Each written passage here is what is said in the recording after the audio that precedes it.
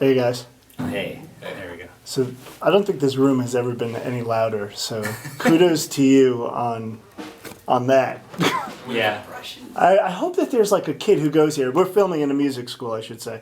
I hope there's one kid who was sitting outside the whole time and they're like, "Damn, I want to do that," and they're so disappointed after their lesson because they're just like, you know, like Blood Miller or something goes on. One of those kids. Yeah, were you? I was Well, inspired by this. you come from a music school background also, or Well, not? not school, no. I actually Okay. self-taught. My father was a musician Okay. in the D.C. area, and so I was being lugged around to gigs and studios and, band practice and situations like this that look like this, that type of thing. Same deal with you. Well, you're a teacher now, right? Well, I teach piano still, and I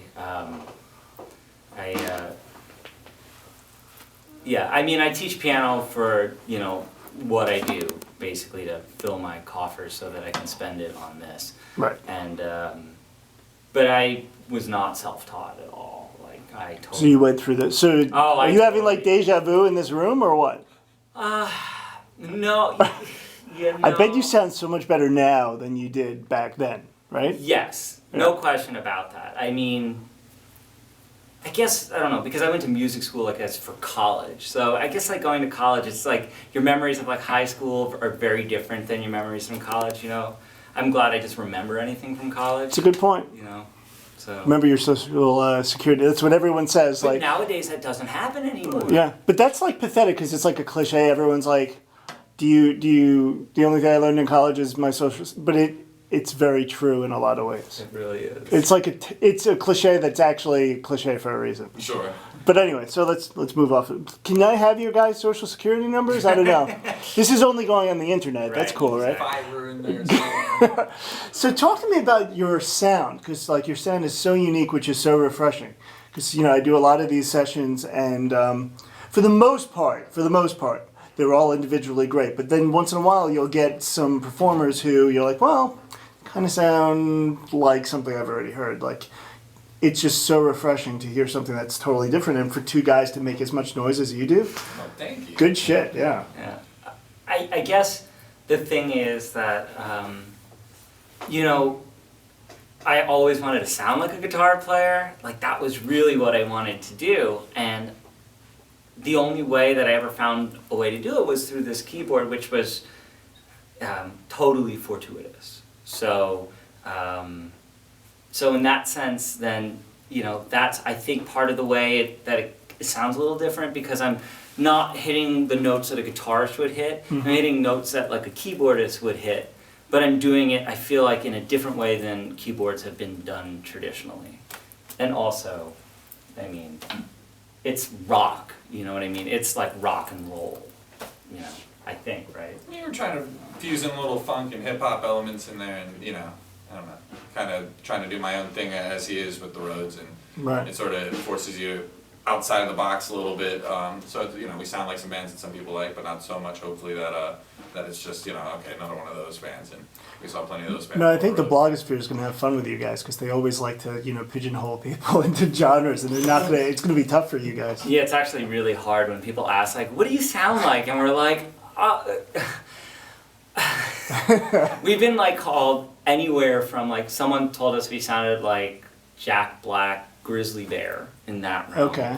But then, like, other people are like, will throw things out of, like, left field where you're just like we sound like the Smiths, and you're just like, Yeah. like, you just never know.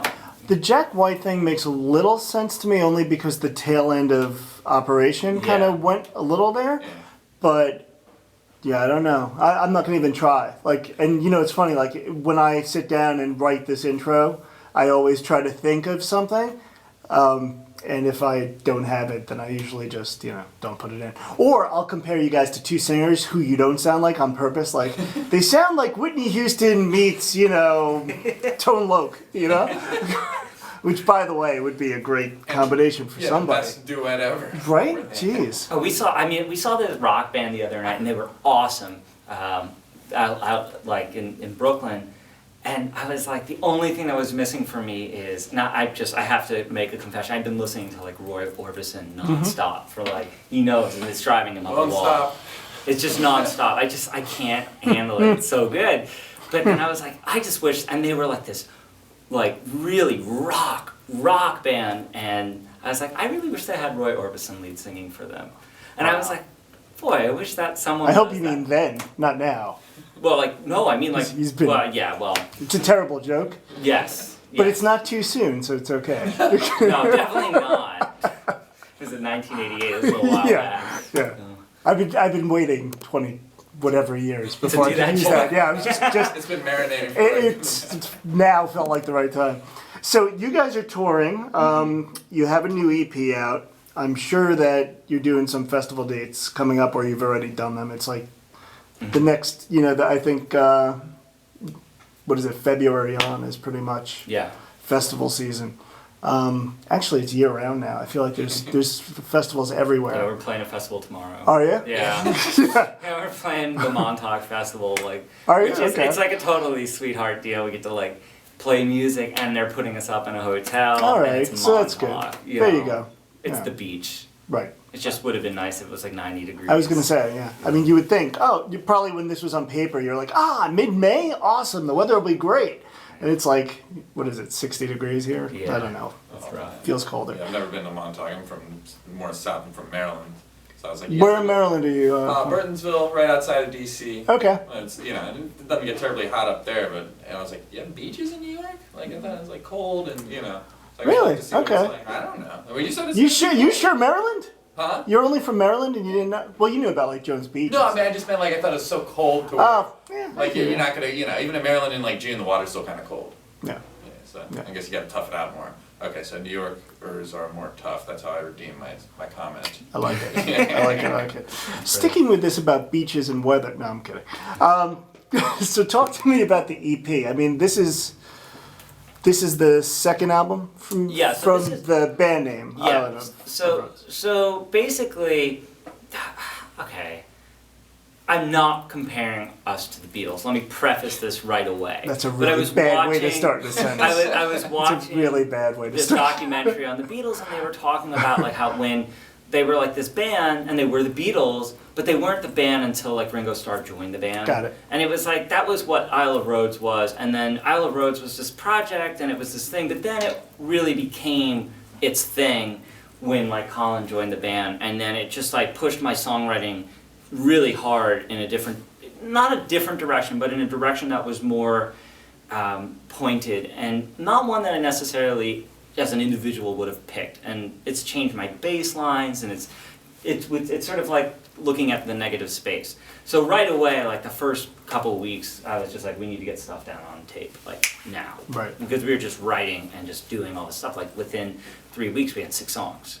And we were like, Well, and that's the beautiful thing of EPs now. I mean, like EPs have always been around, but like more so, I think, even in the past year. I mean, it's probably a couple of years, but even in the past year, it's just like everyone just goes for the EP. And why pad a full-length album with maybe 3 or 4 other tracks you're kind of on the fence about, Sure.